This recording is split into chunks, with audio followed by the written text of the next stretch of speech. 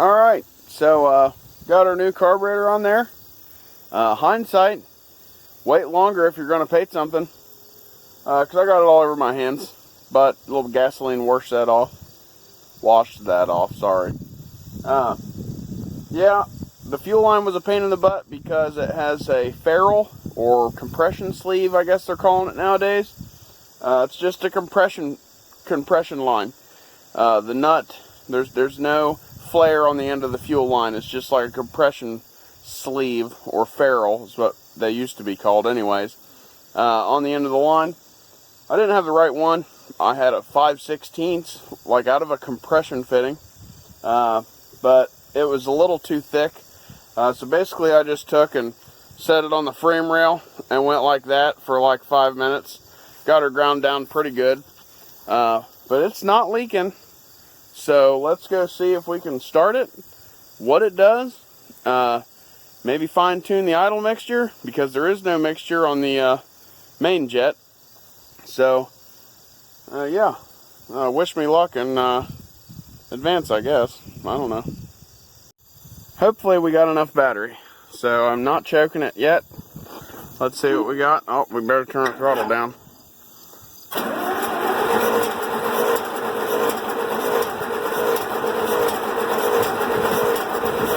Alright, a little bit of choke action.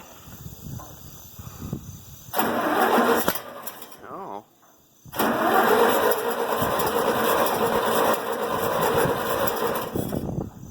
Turn the choke back off, maybe?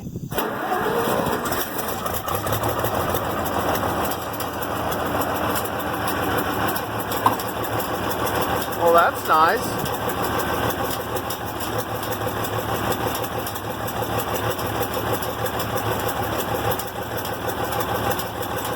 Yeah, she's doing a little flapper dance, a little clinky clacky. Let's get off here and we'll let it warm up, and then we'll mess with the idle mixture.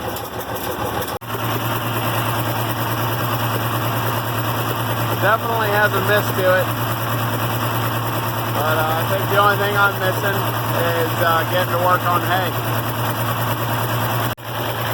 And my wife and children on most days. So the first thing I got to do is set the idle speed.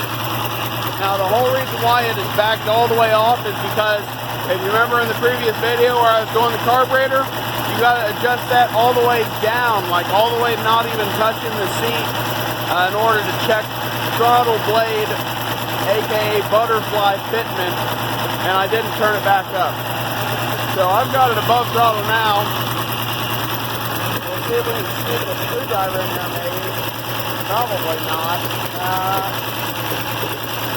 My screwdriver's too long. I have to get a smaller one.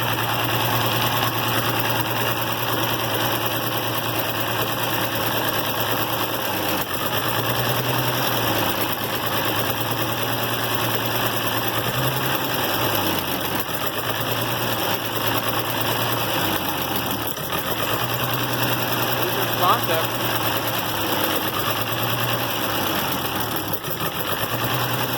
She comes right back.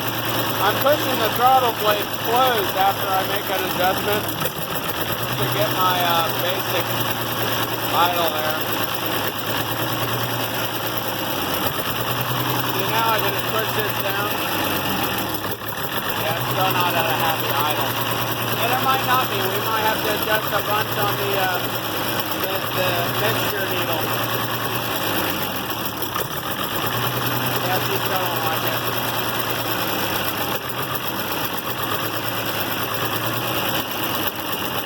Now she's idling.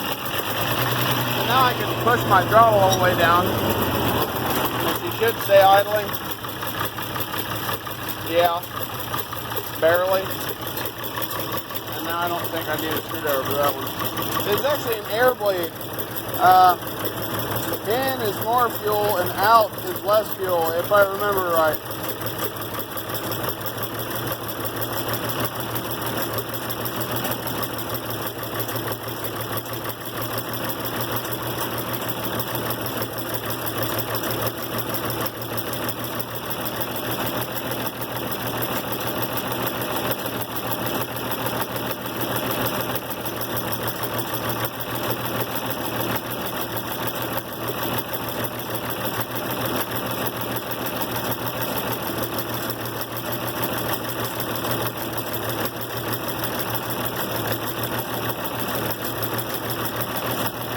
I wish I could smell the exhaust, but it's pointing up in the air and I'm off the tractor. I'm going to go with air. Usually do where you find it's running best, and then a half a turn richer, which I don't know whether that was richer or leaner. That would be a half a turn richer, should be.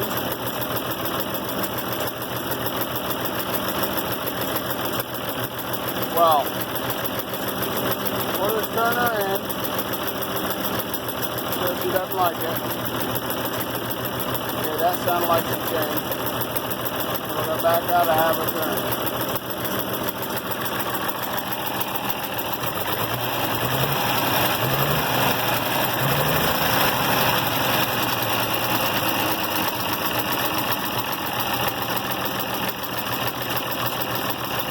Like my floppy belt. Alright, now we got to go put this thing underneath that tree.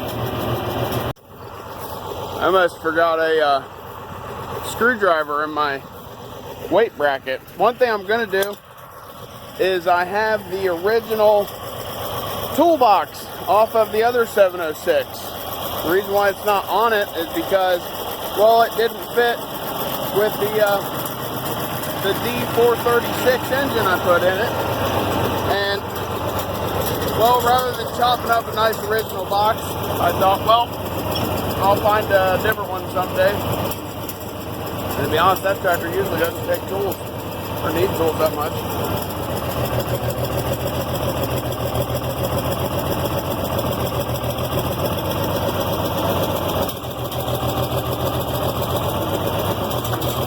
Wasn't that just nice?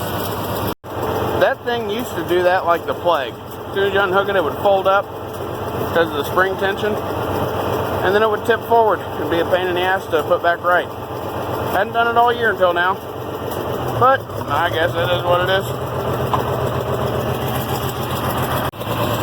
So I guess now we're just going to run around and see if this thing runs out of fuel. We'll go back and check the hay that's cut last Monday. Today's Monday the 14th. I think it's the 14th September. But anyways, yeah, I'll switch her up into high gear and see what we get. Try to remember the trick. Put it in between high and low, let out the clutch, and then this guy shifts like a no problem for some reason. Get you back on track here.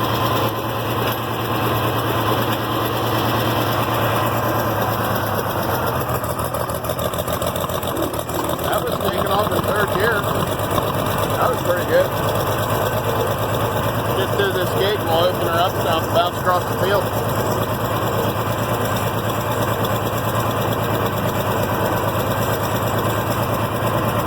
The narrow gate. Sorry for the bouncy camera.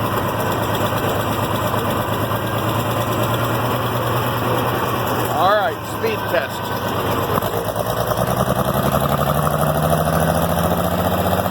Looks like it's running red.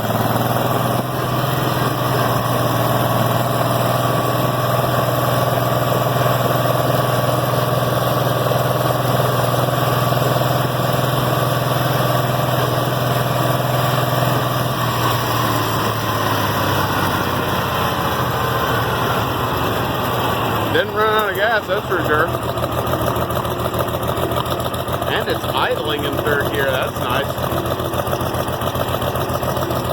Yeah, this is the hay I had windrowed up and got rained on. So, it looks dead to me. Brakes are good. I gotta get this TA filter changed. That light flickers. It's not now, but it flickered once when we were driving at high speed, and that's just not good at all. Yeah, there's the little piece that I didn't get to mow because the tractor finally quit. I'm not super upset about this hay getting rained on, simply for the fact of what we're going to do with this hay is we did a bunch of construction on my road here. We got banded together as all the neighbors. There's 10 of us on a it's an old farm that got turned into 5-acre lots. But we got bulldozers, skid steer, traco, and completely cut in new ditches, reshaped the road, made it look really nice, and well, now it's starting to wash. So I know from round baling that occasionally, for some reason, my back gate won't be locked, and I'll make half a round bale, and then it'll start just pushing out the back. Well, typically, you know, I dump the bale, and either myself or my kids, or me and my kids, will unroll it. And I had a revolutionary idea a couple months ago, or a month ago, a couple of hay cuttings ago anyways, when I had to do that. I pushed this bale, and it just unrolled right down a hill like a perfect carpet of hay, you know, 2 inches thick about. And I thought, man, that's what we're putting in those ditches. And so I got together with a committee, you know, of all my neighbors, and they're good people. But yeah, that's what we're going to do. We're going to throw in money to get grass seed, and we're going to roll this hay out on top of it. And, you know, that's going to help with erosion. So these bales here aren't going to be feed quality. You know, most of my stuff's pretty good for cows, you know, but this, I don't like when it gets rained on because it leaches the nutrients out of the hay. And you can have a green piece of grass if it's been rained on or what have you. Or the longer that piece of grass is kept alive, kind of like roses in a vase. You keep watering them, they still look pretty, right, for a while. Well, that rose, same thing as the grass, runs out of nutrients, and then they eventually wilt and die, even though you're still watering your roses. So what happens if the hay's too wet when it gets rained on? It keeps living, and it uses all those nutrients, not to mention what gets washed out, leached out through the water. So that's why you don't want hay that gets rained on when it's too green, because feed value wise, it's for nothing but packing the cow's gut full in the wintertime, you know, and I like to produce something a little better than that. Now, this is what I'm talking about. This grass here, honestly, that could probably be baled. We've had a lot of wind. I was going to rake all this over once today, but I might just leave it go for another day, especially if it's just going to be ditch hay, right? But yeah, all these, I'll see now that, to me, that looks yellow and it's making it look green for you. My camera, I tell you. But, you know, it's starting to get pale looking, and like I said, that's just what happens. The grass actually continues to live, and it makes it no bueno. It makes it useless, you know, other than for field cover or like, you know, covering a spot, you know, where you've moved some dirt. But there's a lot of material here. It really is a shame that it got ruined. So yeah. There's a round bale I made the other day. Let's go check it out. That's what the inside of it looks like. Not too bad if you ask me. Yeah, there's some sticks and shit in it. This is not the best example of a round bale, but I always try to shove my hand in here and pull out the color. And you still feel for heat and warmth, and you give it a smell. It smells good. It smells like a hayride, you know, childhood memories. So the reason why that one's there is the guy that comes and picks them up with the skid steer, he buys at least 60 every year. I told him there was 28 over there, and that was to make up for the rest of his allotment that he needed. And well, there was actually 29. I had miscounted, so he just brought that one over and stuck it up there because he knew it would be out of my way being underneath that thing. I guess let's take this back and I don't know, maybe fart with it some more. I'm pretty confident with the settings. That was just a quick setting, but I'm going to bump the idle up a little more. See, now, yeah, and everybody, I know that is the engine oil and TA pressure light. When I say, do you know what that means? You know, it's kind of a joke, you know. I know what it is. I'm pretty well versed over these 706s because I completely went through the other one. But this, when I turn the wheel, yeah, I gotta get that filter changed. So I'm not gonna fly back across the field. I will merely putt. I mean, I'll go third gear. I don't care about that. Oh yeah. There she goes now, buddy. Right over the windrows. Yeah, alright. Yeah, see, look at that. I don't like that. Yeah, and I'm about 800 RPM, which is okay, you know, but the light flickering on is better than it just staying on. I think changing the filter will help. God only knows how much moisture's gotten into it over the years. It sat outside. It's going to sit outside at my house, you know, or here, you know. So, yeah, I just don't like that light though. That's what started the whole engine change and everything in the other 706. When I started having PA issues, that's when the whole thing went to shit, and I had to completely rebuild the dang thing. And no, I didn't completely rebuild it, but I had to get a new engine. I had to do this. I had to do that, and that was just like a 4-month journey back in the day before I started YouTube. I should have YouTube videos, at least videoed a bunch of that so I could use it now. But there's the Donahue hanging out, waiting until I can afford to get tires for it. And Deadwood, but the tires are shot. The tread's coming off one of them.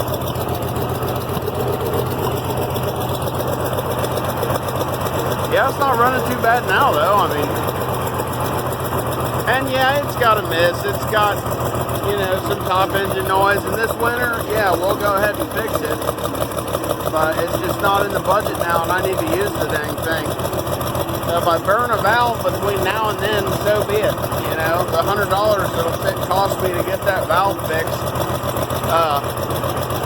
is worth the hay that I'm going to get to make, you know.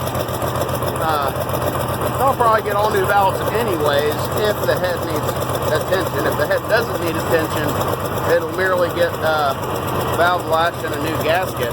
You know, maybe lap them. I don't know. Depending on how the oil seals look, it doesn't smoke any. And it doesn't got no blow by either, but I think a lot of it's just in a valve lash adjustment. I tell you one thing that I just noticed. This nut is going to be really fun to remove when I go to replace this steering wheel. Yeah, it looks like that one's been weathered just a little bit. But that's that roll pin I was telling people, it's actually broke. You kind of see it, it moves in the housing. You know, and the other half, hell, it might have fallen out. Looks like it did. Yeah, gotta get that fixed too. So yeah, about everybody telling me to check spark plugs and stuff like that. I actually did check one spark plug. You know why? Because it was loose. And it looked great. It didn't look rich. It didn't look carboned up. Good pin color on the porcelain. What's burnt? They're Autolite 386. Which is, I know what I've put in 2 other Farmall in the past.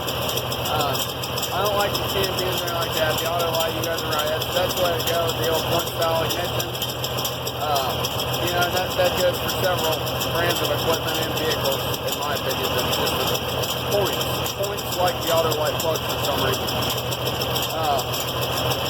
But I didn't even have a wrench to tighten it, so I stuck the spark plug wire and twisted as tight as I could get.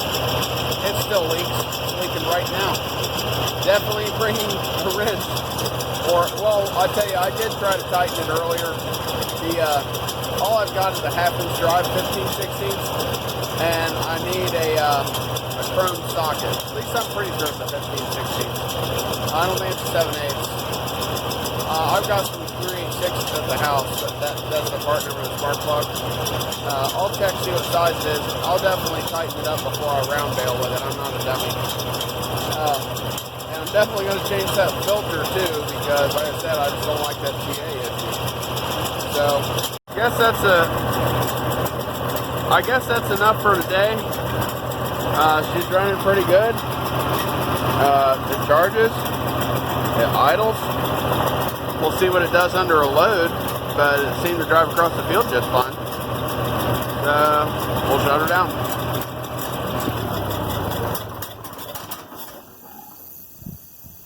Now she'll be quiet for a while.